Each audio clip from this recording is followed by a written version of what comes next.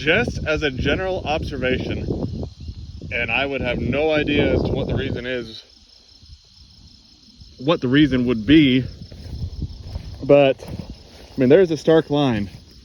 So here, so right here, these are inroads. These are where I would have been drilling, essentially east-west. Where I drilled north-south, this is what we got. So someone please explain that to me. I mean, it is literally the line as far as a stand difference. And I understand there's a lot of brome. There was a lot of brome in there. Well, had co-op come out and spray some clethodone on this stuff, clean up the grasses. But I mean, you get out in this, it's like you had two different drills. I mean, it really is. I'm not saying that it's a perfect stand, because see here, we still got stuff, but just as a general observation, and it's the same on the other end of the field, it doesn't make any sense, but for whatever reason, I think this field needs to be drilled east-west. I really do. I mean, again, it makes no stinking sense. But just as an overall stand, that's what makes sense to do, is to drill this east and west and not north-south, even though the way the field is shaped, it is better to drill it north-south. But I don't know, I've never seen that before, but it is a distinct difference. So in here, it's actually a pretty consistent stand overall, even going north-south, east-west, but it's still just, I don't know. It is amazing the difference in the stand as far as east-west versus north-south. I mean, definitely on that end there's a noticeable difference. But I am actually pretty darn happy with how these mung beans are looking. They're well established at this point. We got a couple good chances of rain over the next few days. So hopefully we can catch another shot of rain, and then these puppies can hold on for the next one, because Lord only knows when that will be. But no, I'm pretty impressed. Yeah, we got a few skippers, but I mean, if you knew what kind of GPS I was using, you'd understand.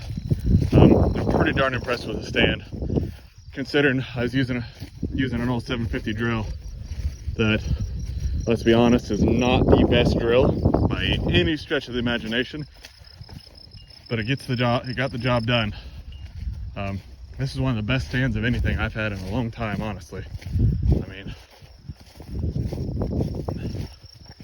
and up there on the hill, my hands full, always I'd zoom in for you. There's a few bare spots and a few skippers, but I mean, yeah, I think we have a good chance of making a decent crop out of this. I really do, and I'm really hoping that we do. It'd be nice to have not a bumper crop, just a good solid crop. I'm definitely hopeful. The first time I came over here, I was not. Well, that was on the 10 acres. We'll go over there and look at that. But the first time I came over, I was definitely discouraged with what I seen. But what I've seen today, I am hopeful. I am definitely hopeful.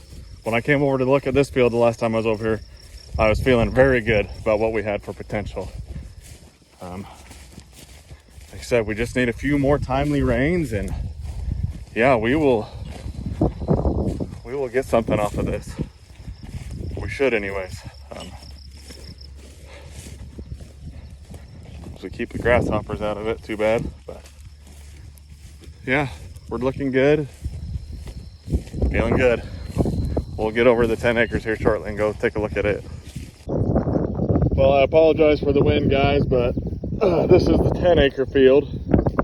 And as you can tell, it is just not as good. It is not as vigorous. The grass that they sprayed out is dying. It ain't so much we don't have a decent stand, it's just, it's not as vigorous. It's not, and for whatever reason,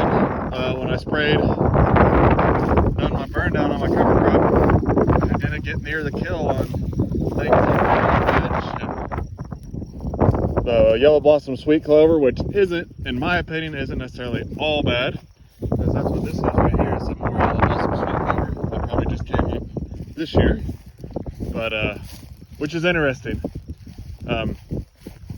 I would have not guessed that yellow blossom sweet clover was such a that it done so well in poor conditions, but it really does seem to like this soil type over here. So yeah, I would say this definitely needs a rain. He has some really pretty good bare spots, or thin spots I should say.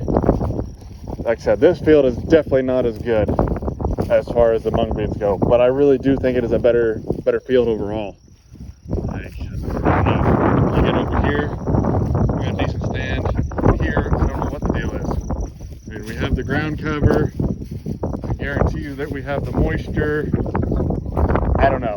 And obviously there was a heck of a stand of brome. And over here, yeah, we got a good stand. Pretty solid stand over here. Still thin in spots.